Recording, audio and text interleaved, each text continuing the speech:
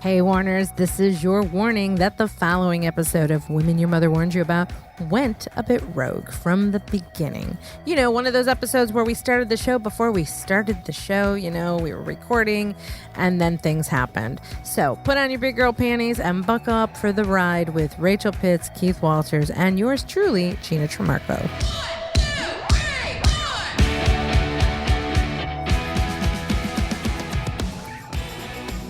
All right, so here is some progress in our, not just our relationship, but in our personal growth individually, because neither one of us totally freaked out.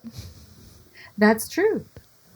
I mean, I was just making faces and stuff, but I did not. You were making thoughtful faces of like, what the fuck is wrong on my end? When meanwhile, the problem was actually on my end.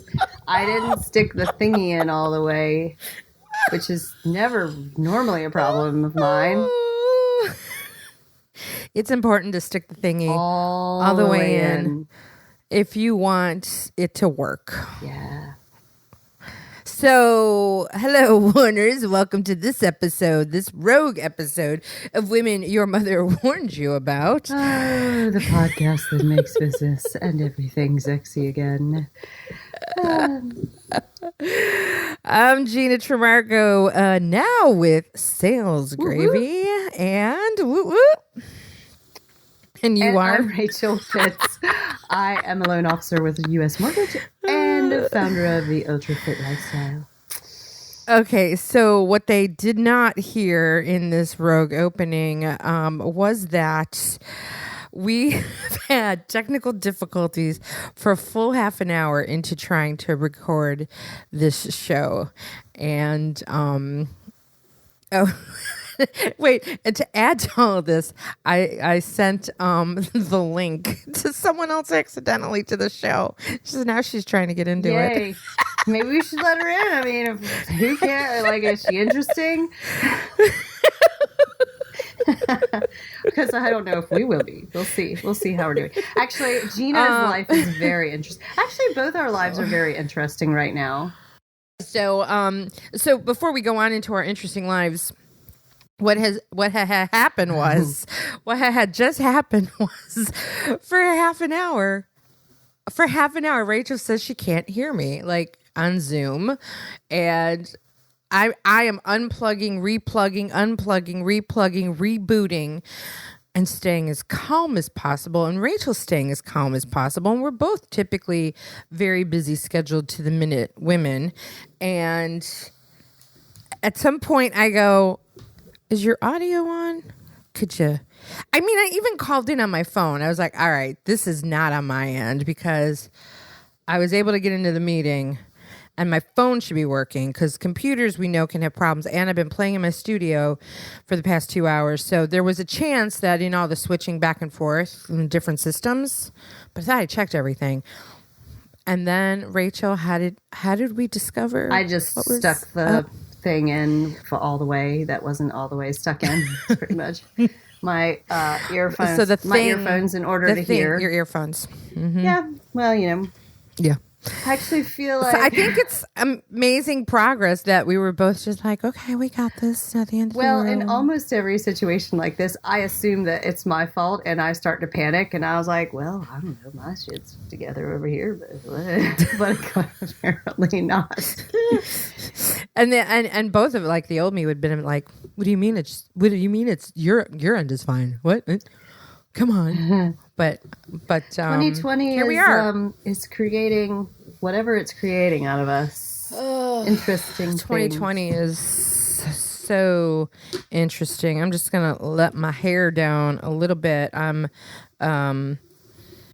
personally, I mean, 2020 has been awesome in some ways through the oh, my brother calls it the apocalypse. Not yet. That's 2021. We're just in the pandemic stage. So he and I started talking, unfortunately, due to my mother being on hospice right now. So I'm going to try not to break out into tears today. But boy, I mean, one challenge after another. I spent like a good 2 hours yesterday just trying to like reshift my entire schedule. And everybody's got an opinion on when you have a parent who's dying on, what you should do. Go visit, go not visit. And then you have all this complication. This is not even what we're meant to talk about today, but I thought we would let our hair down about the different things we're dealing with. Okay, that's the topic I just made up. But,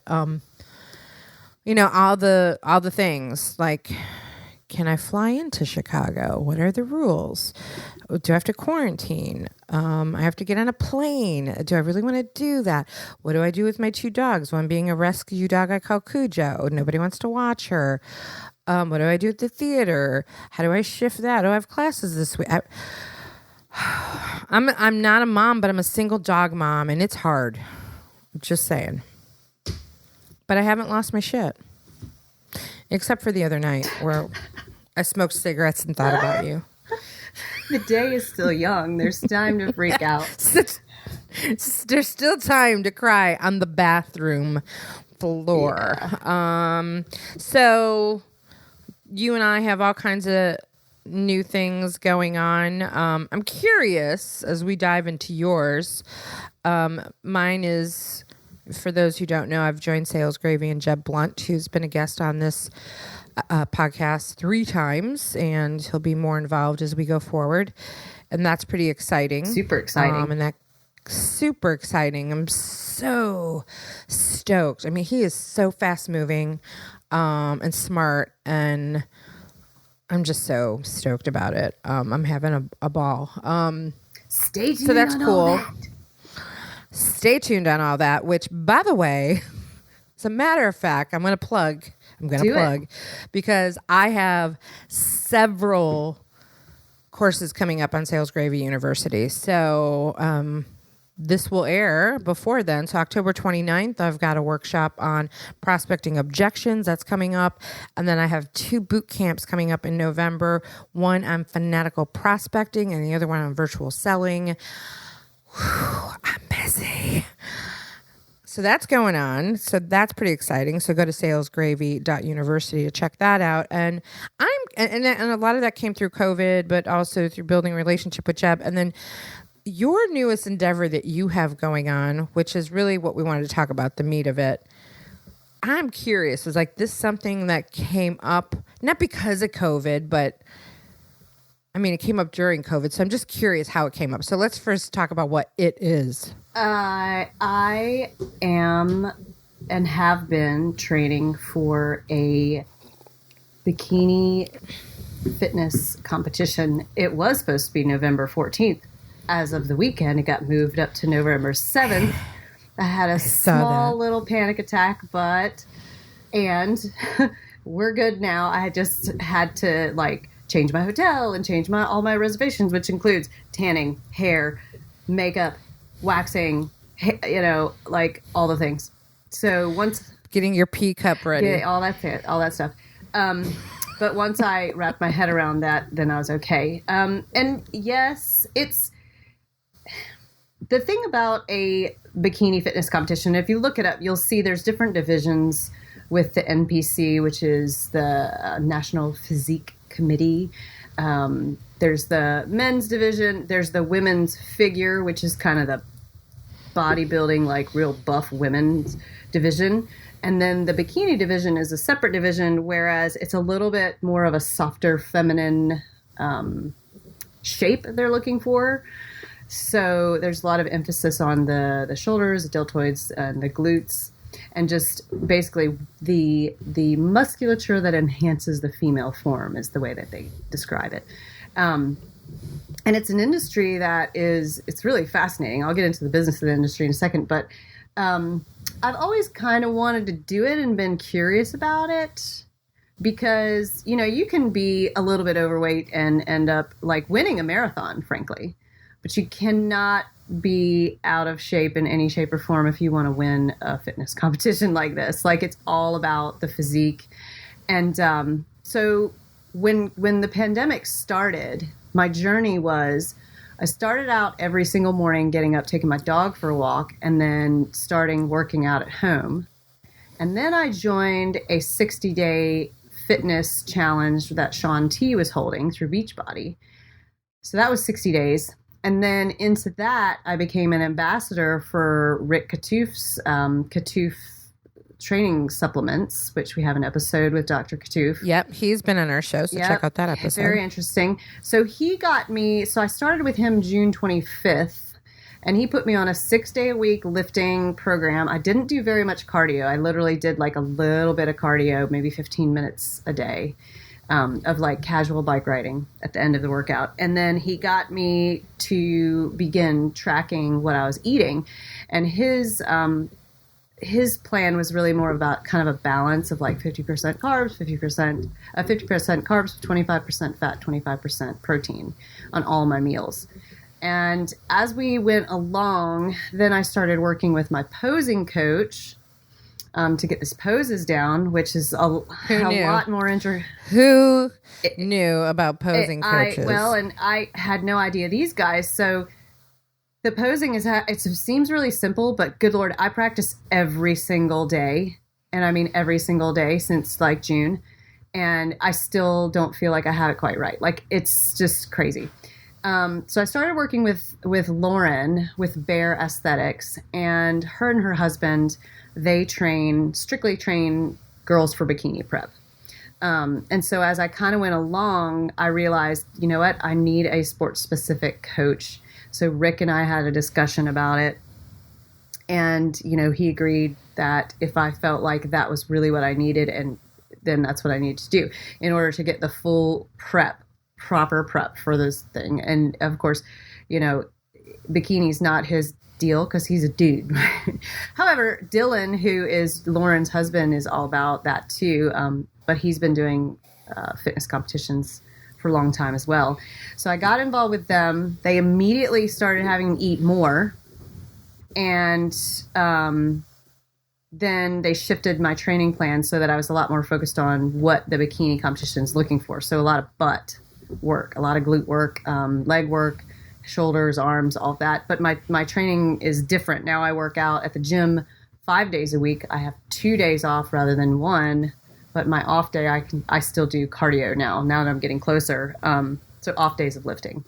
And I'm tracking macros is what they call it. So basically I have a certain amount of protein per day that I can eat. Doesn't matter how I get the protein, as long as I get that number. I have a certain amount of carbs I can eat. Doesn't matter how I get the carbs. It can be a beer. It can be a cookie. It can be a piece of bread. As long as I hit that number, and same with fat. So it's really interesting. It's like I swear I feel like a mad scientist because I literally don't eat anything until I've tracked the macros and figured out exactly how much I need. So it's very scientific. I also drink 1.5 gallons of water. My schedule is wake at 4 a.m., Monday through Friday, take the dog for a walk, take my handful of supplements, which are all natural, no performance-enhancing drugs, and then go to the gym. I get there at 4:30. I walk out of there about 7. So I do an hour and give or take of lifting, and then I do 50 minutes of cardio. I'm exhausted just listening to you. Yeah.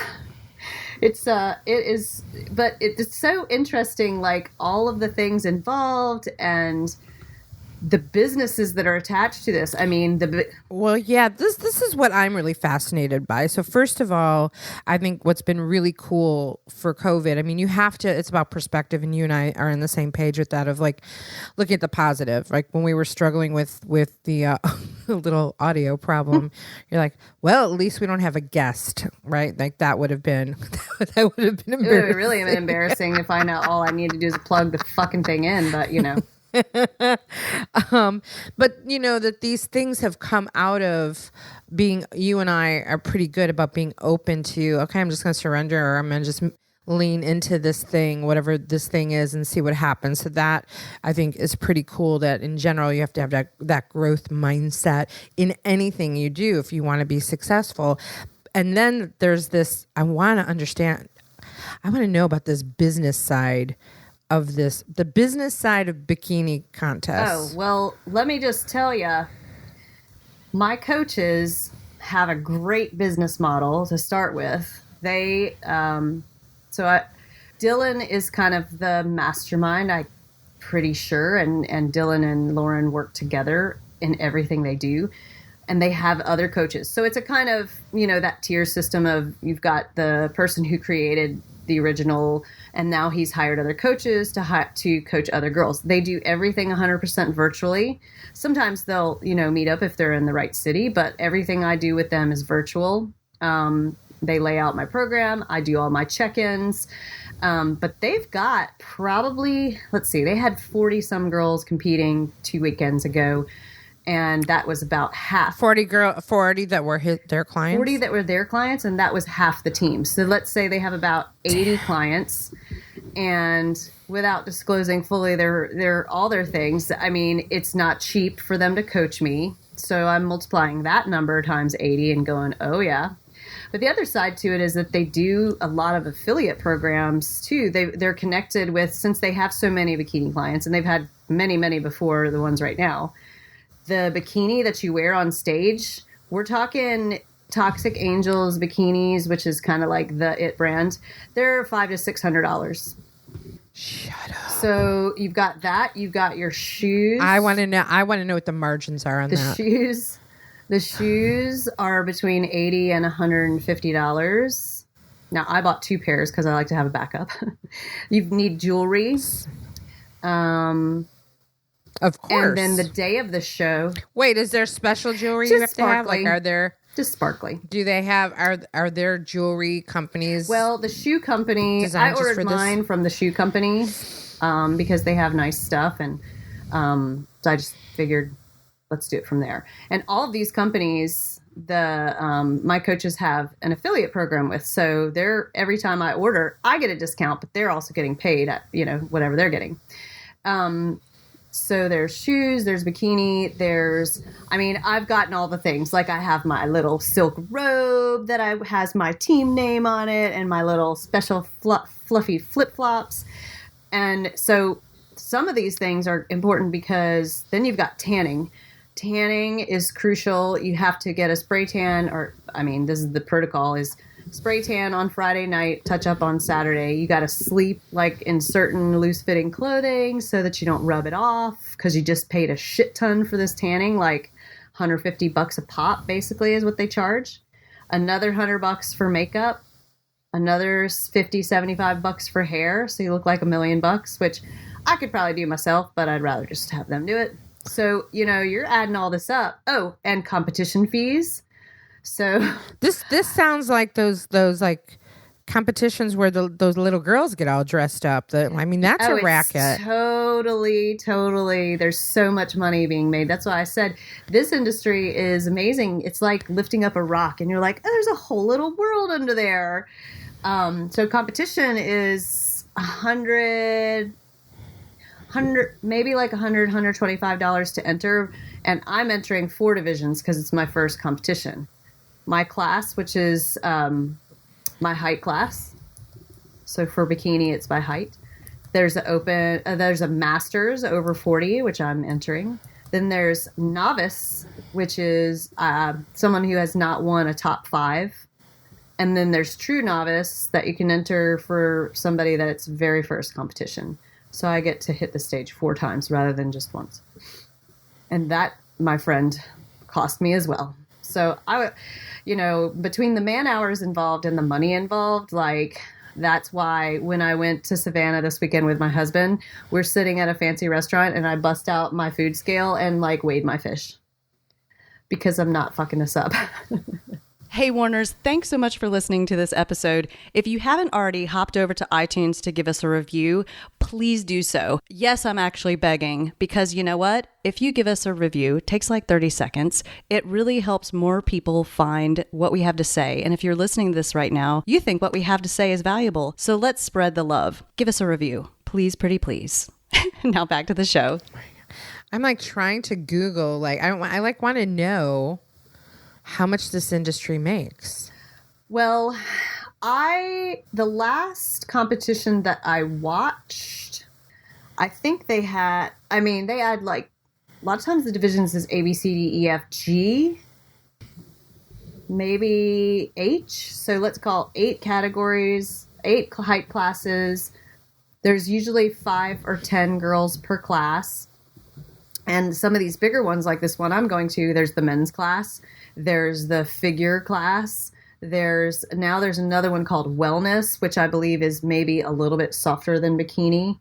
Like it might be the stepping stone to bikini. Like there's boatloads. There's teen categories. There's over 50 masters.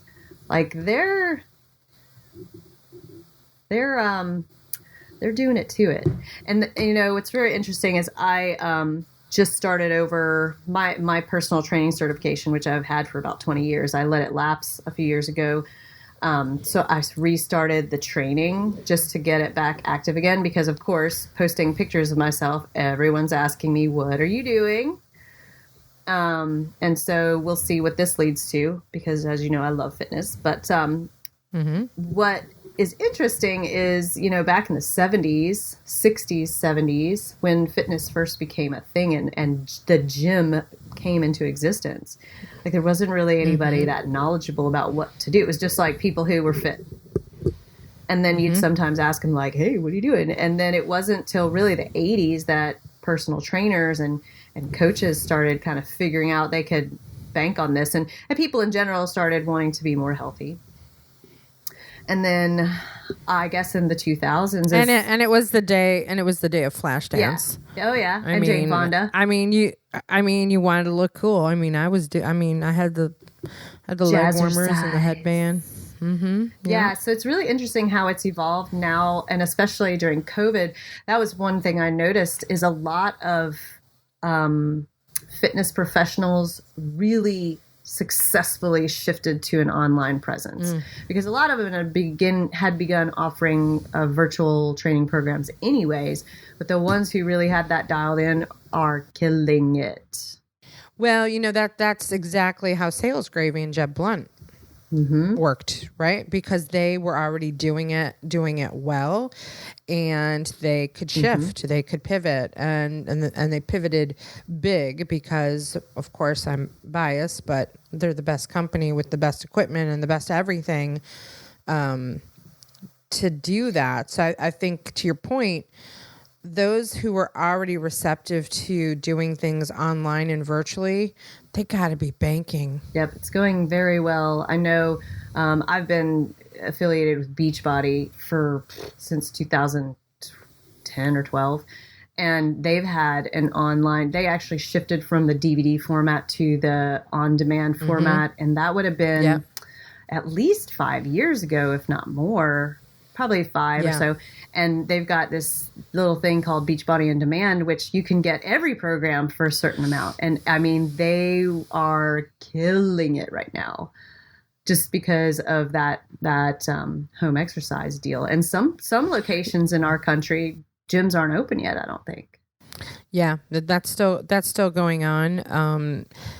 You know, I subscribe to Peloton's program. I didn't really even pay attention to what I know. Planet Fitness does some stuff, but I didn't really get into it because I liked Peloton stuff better. And Peloton wasn't just for riding a bike; they had like every class under the sun, including meditation and yoga. And they were smart. They did 90 days free up front. It was like such a no-brainer. And of course, you know, now I'm paying and not necessarily using it because now I signed up with a boxing champion. Woo, woo. But I also got inspired by you, like watching you, and I'm like, all right. And now with the new job, I need stamina. So COVID leads to all things. Yeah, it's so interesting that, like, you know me, I don't like run around telling everybody they need to work out necessarily. Like, I believe whenever you're ready, you're ready. Strangely enough, my husband finally... and I did not tell him he needed to work out, but now he goes to the gym 5 days a week, and he goes every day, and he goes and he runs and he does his thing. And it's funny because I'll be like, oh God, today I was like dripping in sweat. I did this and that and these donkey kick things. And he's like, I made it to the gym and I did it. And I'm like, that's awesome. But it's, But that's cool. Totally. I think, you know, when people get inspired when they watch other people. yeah, and I'm super happy to inspire people. And I really do love it. Like, it's crazy, but when I go to bed at night, I'm like, oh boy, it's shoulders and arms tomorrow at 4:30. Yeah. I'm sorry. 4:30. It's fucking okay. crazy. I mean, I have done much better. Again, because of the COVID, of getting up earlier, because it was just too easy to fall into bad habits. And so getting up earlier, I mean, I'm proud that I get up at 6.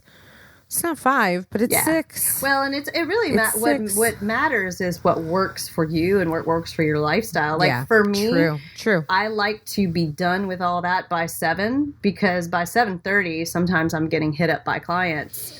And I know that I can, even if I don't get hit up, that I'm ready to work by 8 a.m.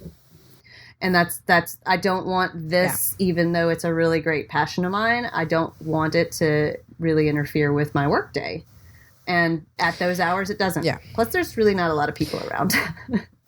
Yeah, and to your point, you and I, again, we have both shifted in a variety of ways. I mean, you shifted into a new industry, and we're going to talk about that on the next episode.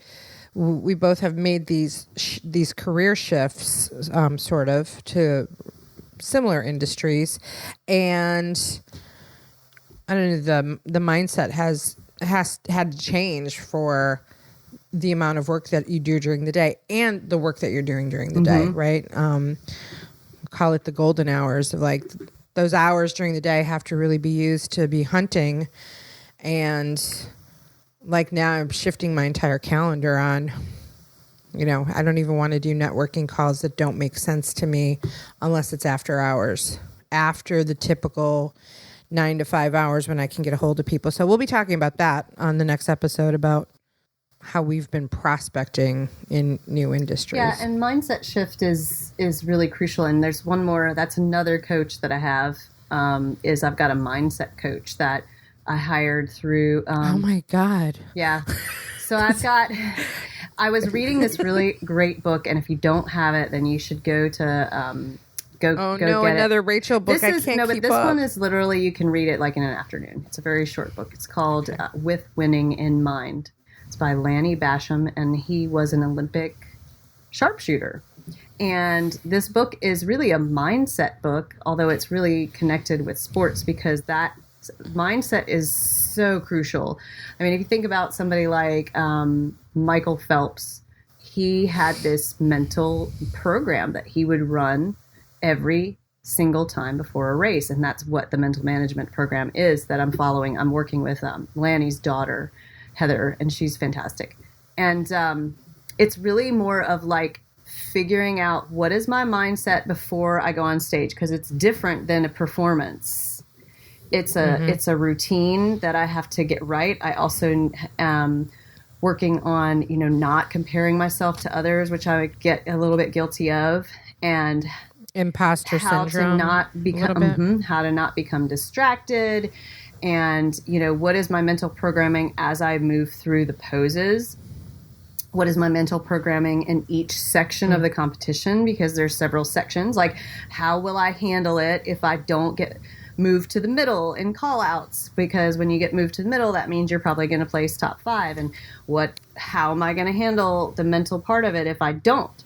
How am I going to handle the mental part of it if I do, and all these things. So it's a really great little book, no matter what sport you might be interested in, or, it's great for business too, because the mindset is the key to doing all the things. Like what Gina's going through right now, you could choose to become completely overwhelmed and just crawl under a rock and say, fuck it, I can't do this.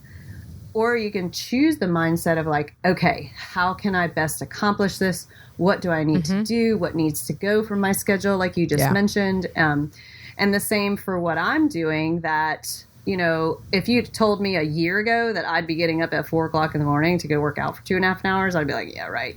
But that's because my mindset wasn't there. And through that progression from March till now of like every morning and progressively getting myself where I need to be, then you get, or I've become obsessed with it, because I have so much invested in it, and there's a deadline and all these things, that my mindset is like, I cannot fail. I am unstoppable. I like my playlist is based, everything is like empowering on my playlist. You know, everything that surrounds what I do, including everything I put in my mouth, is very, I guess I'm obsessed about it, but also that's one part of having the mental management is to make sure that I don't become obsessed in an unhealthy way, especially with the eating side of things. Because I can see how you really quickly could like go the wrong direction if with my past of eating disorders. I just look at it as like a science project. It's fascinating. Well, I find it really interesting. So this mindset and this mental mindset thing, and I didn't even know there were mindset coaches. Anybody in business could use that. Oh yeah. You know, if you're out there hustling and you're getting 9 no's for every 10 asks, right? It's similar. It's its own competition of you trying to achieve something, and what is your mindset going into it? Every phone call you make, every person you talk to, how that could change your success. Yeah. One of the first questions that that Heather asked me when we started working together, she's like, oh, so, you know, part of your intention is to maybe coach high performing athletes one day? And I'm like, yep. She's like, oh, good to know.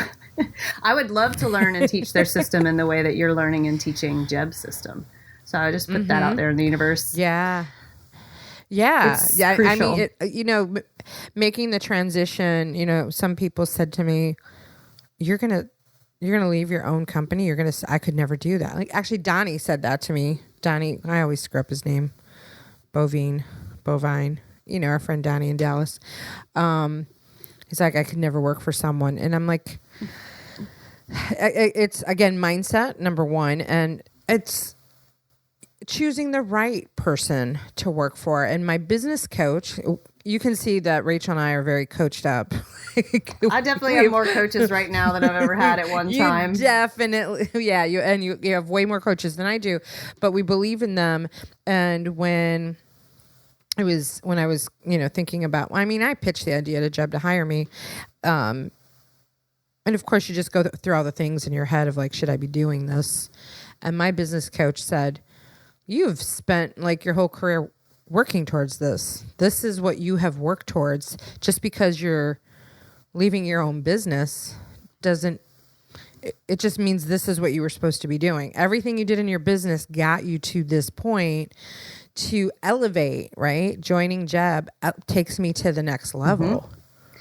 Well, like, it's the pursuit of mastery. And why wouldn't you want to be aligned with the best absolutely. people? And also, if you look at the big boys of business, and I betcha that Jeb also had some, because he's a big boy in business, you'll see how many businesses they started that they end up tanking, like, or shutting down, or, you know, losing everything. Yeah. You have to learn. And then there's also a scenario that you might end up with like my Ultra Fit lifestyle. That would have been 2014 through 16 that I had Ultra Fit lifestyle and created it.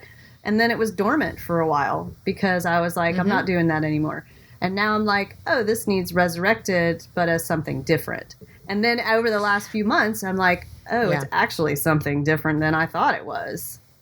Because I've shifted from, maybe I can start helping busy business moms again to, oh, you know what I'm really good at? Elite athletes and dancers. Like high performers. I think that's business in general. You have to constantly be evolving, and who your ideal client is today is not necessarily your ideal client tomorrow, because you evolve, and then the clients that you work with or should be working with, they evolve. I do have one burning question, and I'm sure some of our listeners have this question as well before we get wrapped up, is what is your thought perspective or feedback that you can offer to anyone who gives the following pushback? Bikini contest, how is that empowering for women? Yes, it fucking 100% is. Number one, because you know that there's going to be people out there saying, I don't give a shit what they're saying. No, I know you don't, but that's why I'm saying, like, use this as a platform. It's an interesting question, because the thing about now that I've been putting in the work on this competition, like all these girls that I've seen on the stage, I have mad respect for them because you don't get up there. You're not born with that shit. You have to work for it. And you also have to lift motherfucking heavy weight to get there. All them girls can kick your ass. And it's actually a really, from what I've experienced so far, to be continued when I actually do a show backstage, it's been a really supportive environment. Like the women, even though they're competing against one another, like you're actually competing against yourself because you don't know the judges are looking for specific things, but will they like her look better than mine when we've both busted ass for the last 9 months and we both have a red bikini on and we're both blonde? Like, what would be the reason that they pick you? It's been the most empowering thing I've ever done, to be honest. But I guess another question people would have is, as I was Googling the bikini competition industry, I ran across articles about banning bikinis from Miss America or those contests. There are going to be people who say, well, why do you have to wear a bikini for all that? Because you're looking at the musculature. And if you're interested in this type of industry, then the human physique is very beautiful when there's a balanced musculature going on. And it's something that you actually don't see on the street every day, is someone that is has a balance of muscles and knows how to present well. Because I've seen people present not as well, and even if they have a good physique, it doesn't present as well. I can see how somebody might think that it objectifies women in a way. Yeah, that was going to be my next question. For those people who are saying, you know, this only objectifies women even more. I would disagree wholeheartedly because I can understand why they might want to remove it from the Miss America pageant, because the Miss America pageant has become a little bit more of an overall, like how well spoken you are, what is your platform, what is your talent, you know, all these things combined. So when you throw on a bikini, then you're judging somebody by the way they look. In the bikini competition, you are judging people by the way they look then, right? In a bikini contest. You're judging people by the way that they look, absolutely. And I imagine if somebody who went in a pageant and had a musculature like the girls in the bikini, I don't know, maybe they wouldn't win because they'd be like, that's too much. But I don't know.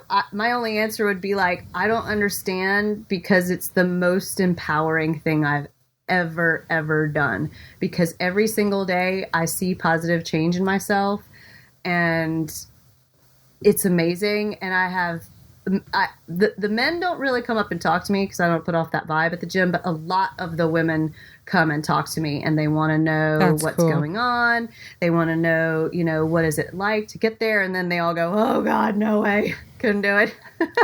But they're really, you know, at first, you gotta be super committed. Just anything, you gotta be super committed. And at first I thought, oh, they're gonna be thinking, oh, she thinks she's all that, but it's not that at all. They're fascinated with my commitment because they see it.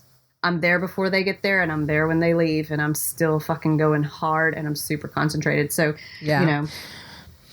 It's inspirational watch. I mean, you already had a kick-ass body, but watching, everyone needs to go check out all of Rachel's social channels, because just watching the change, the transformation every day, I mean, it's just amazing to see. It's kind of amazing to me to see, and that's a tribute to my coaches. And I do exactly like my coach thinks that I'm funny because I have really detailed questions, and her interpretation is that I'm stressed. And I'm like, no, I'm not stressed at all. I'm excited, but I just want to have as much information and the least amount of variables to be like, oh, I had no idea. You know, that's what I'm trying to go for. I'm the same way. I want to know everything. I could go to this competition on the 7th and I could win first place. And then I could go the very next weekend to Charleston to finals. And I could very well go to finals and get my pro card at my very first 2 weeks of competitions. It is a possibility that's available to me. Now, will it happen that way? We shall see. But it is available to me if I stay the path. So we'll see. Well, that's pretty exciting. So I had to push you on some of those questions because I know some people are thinking it and wanted to dispel some of those I'm thoughts. glad they're hating it. They're hating on me and thinking that. That means I look good. Well, yeah, I don't know if I'm necessarily hating on you, but I think there are people out there that are going to get ultra feminist about this. And, if you're a regular listener, you know that we're not ultra feminist on stuff. Whoever those people are, you're not my people at all. Yeah, they're probably not even listening. So who cares? So this has been a really fun, interesting episode on the business of bikini contests and things that come through COVID, which tends to be a theme for us anyway. Of what amazing things are you doing despite the obstacles coming through COVID. Coming through COVID in 2020. Just when I say, what could happen next? Don't say that. I know. That was my post this morning when I was with the boxing champion. I'm like, yep, 2020 has punched me around a little bit, but I'm going to punch it back. So, hey, Warners, thank you for listening to this episode of Women Your Mother Warns You About. Go check us out at womenyourmotherwarnsyouabout.com, where you can find everything about Rachel and myself and Keith, who I think he went out to get some ice cream. We're not sure where he is today. And if you've loved this show, do us a favor and go share it with someone else, women and men. And by all means, go look up Rachel and follow her journey right now because it is super cool and it'll inspire you. Most of it you'll find at Ultrafit Lifestyle on Instagram is where I'm really doing the most promotion of it. And also, if you would be so kind to hop on over to iTunes and leave us a 5-star review, it will help us to spread the love to more people. Oh, I just realized I need to update our website to put my sales gravy information in there. We need to update a lot of things on there. Yeah, we do. We'll get to that.